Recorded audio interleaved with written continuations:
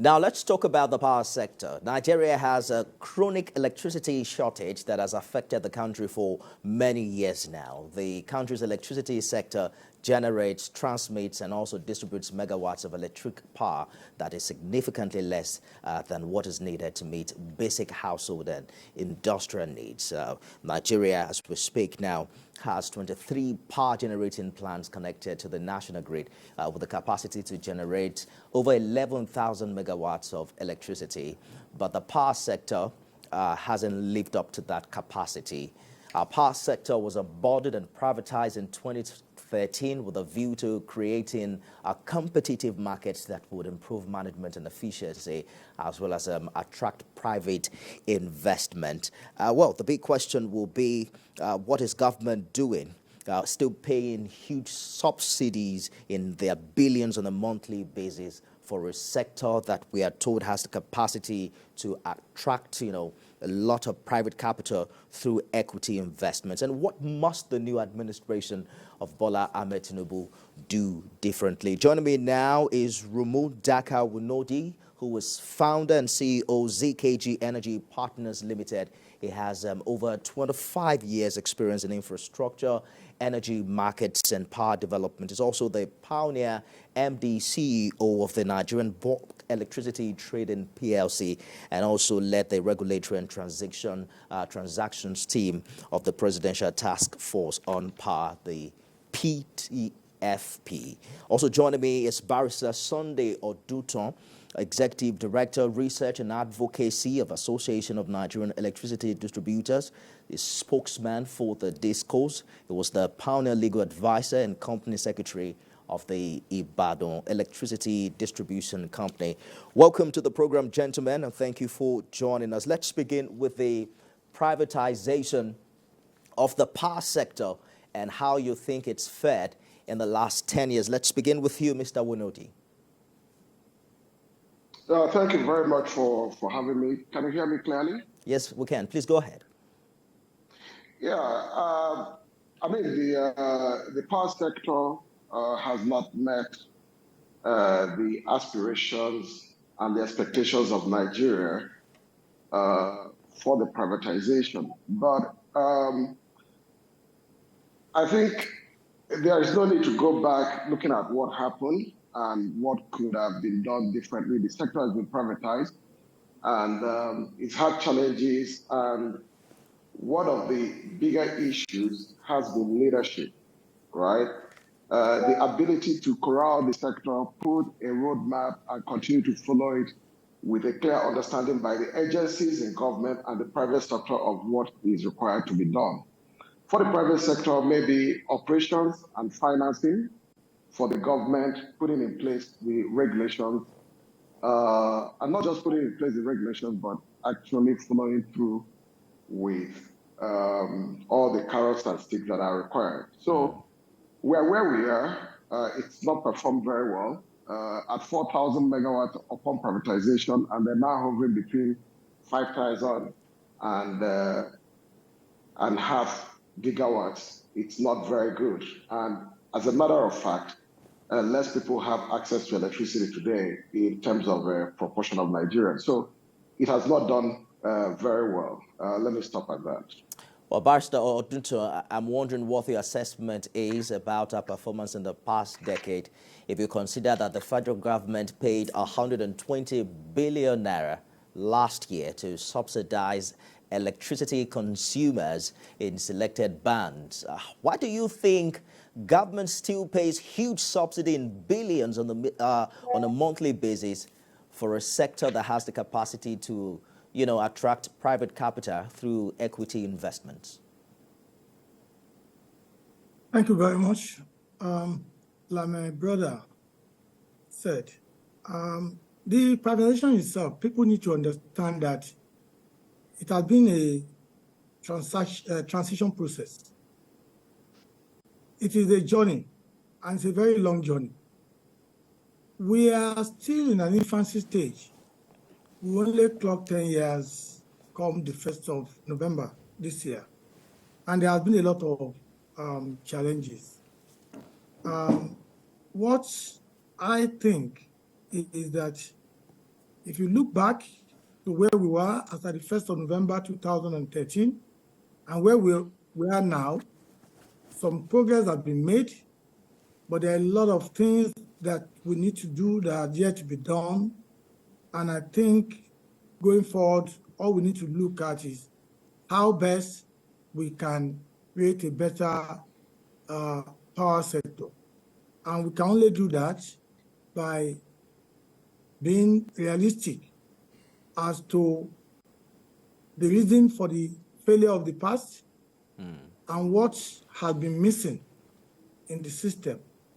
For instance, we at ANEC have been saying that a major requirement to make the sector better is the need for more cooperation, collaboration, and alignment within the value chain. When you talk about generation, transmission, and distribution, there has to be that alignment, be it technical alignment, commercial alignment, and there has to be a kind of risk alignment. So we have to look at the whole thing as a whole, the whole sector as a whole, and then begin to look at what is the best way for us to have a better power sector. Yes, the expectation has not been met, but some progress has been made. And I think lessons learned, because when we look back, this is not where we are supposed to be, but we are surely not where we were as of November 2000. I hear you. Mr. Wonode, not quite a number of people have shown so much optimism like the barrister just did. Some have now called for the reversal of the privatization process, describing it as a failure. The argument is that the money government has spent post-privatization is way more than what government was given to the defunct NEPA and PHCN. What do you think about this particular observation and the call for a complete reversal? Well, I don't know that I'll be one to support a complete reversal. You've got to think about what it takes to unwind the transactions, and government takes over all the distribution companies and then they take back the ownership of the staff. That for me, it's not the alternative. But I think that for people who call for that, it's a clear indicator about the frustrations arising from the failure of the privatization to yield fruits. So I understand why some people might feel that that might be the way to go forward, but I think otherwise. Now, what Barrister Sunday has alluded to, I think, are the more technical and minute details. So I want to think that to address the power sector, we need to look at leadership and the policies from the top, and then we can begin to deal with the technical, commercial, and even regulatory issues associated with this. No. So if you follow this sector, just about a couple of months ago, President Buhari signed an amendment that has now allowed the state government to regulate distribution, transmission, and generation as we know it, right? So that has put another law, another policy in place.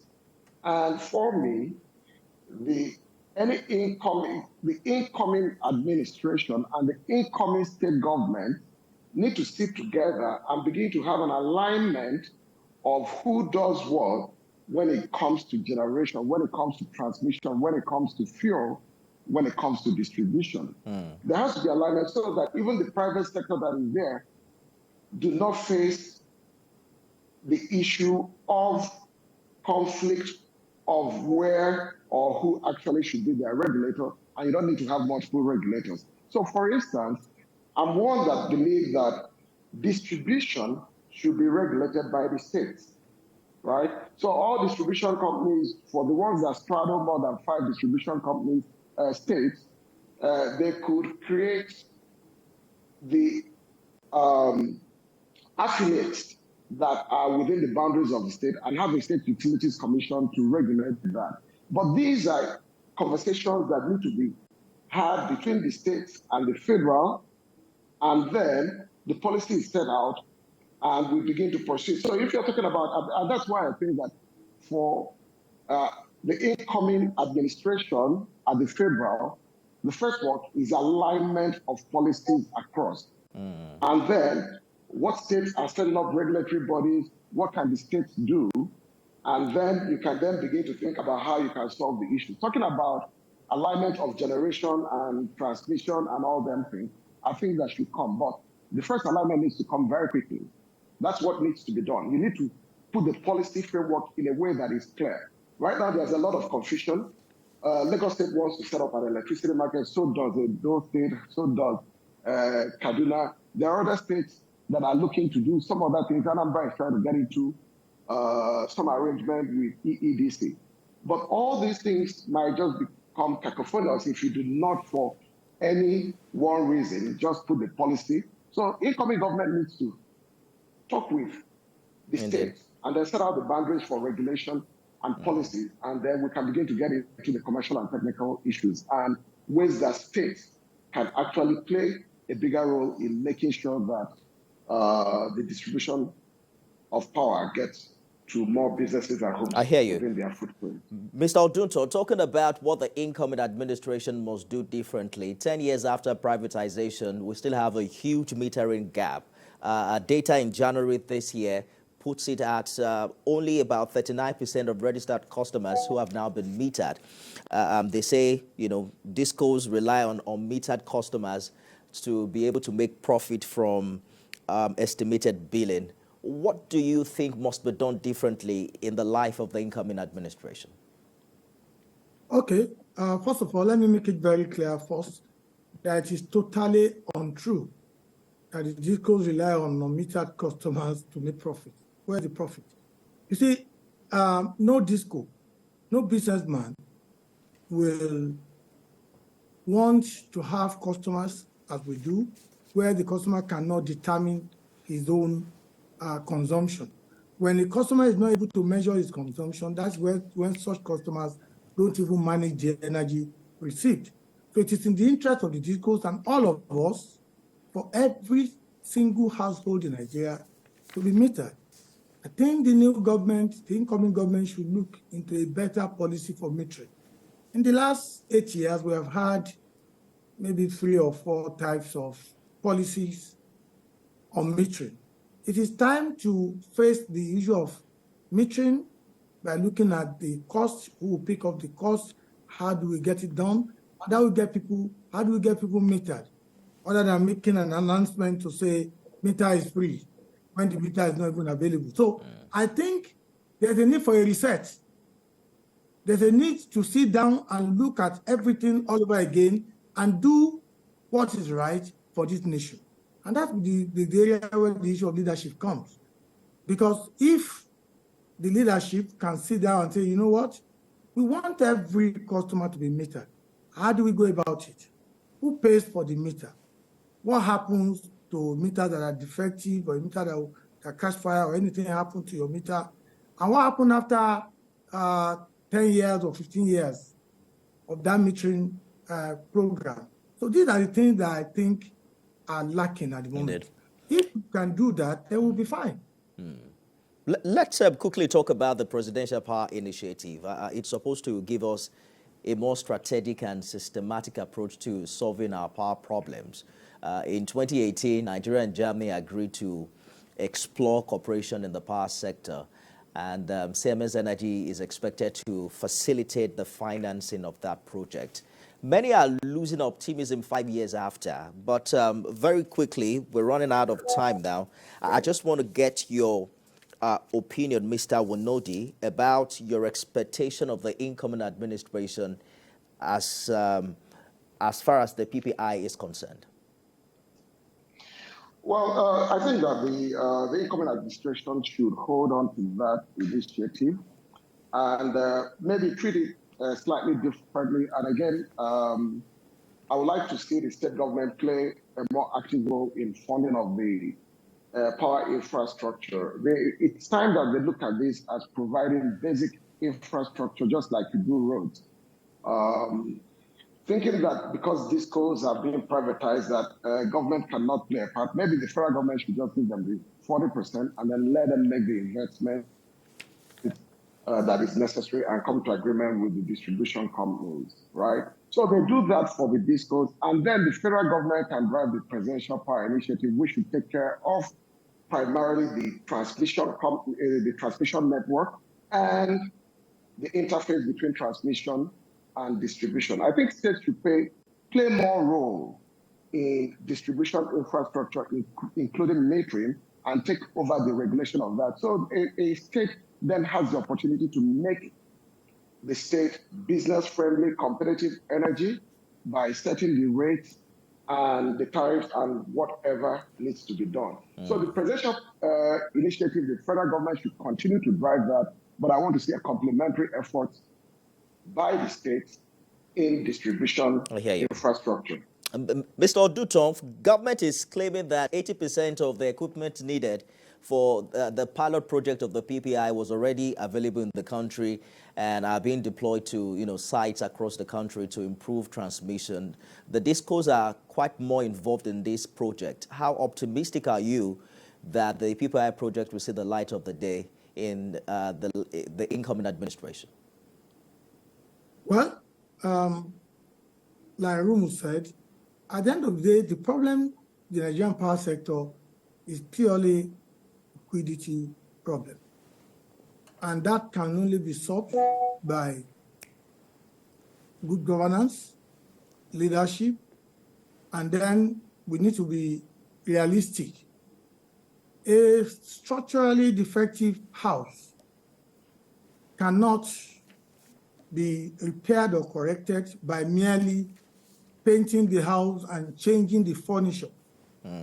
It is better to go and look straight at the columns, see the root cause of the problem, the fundamental thing, right from the foundation.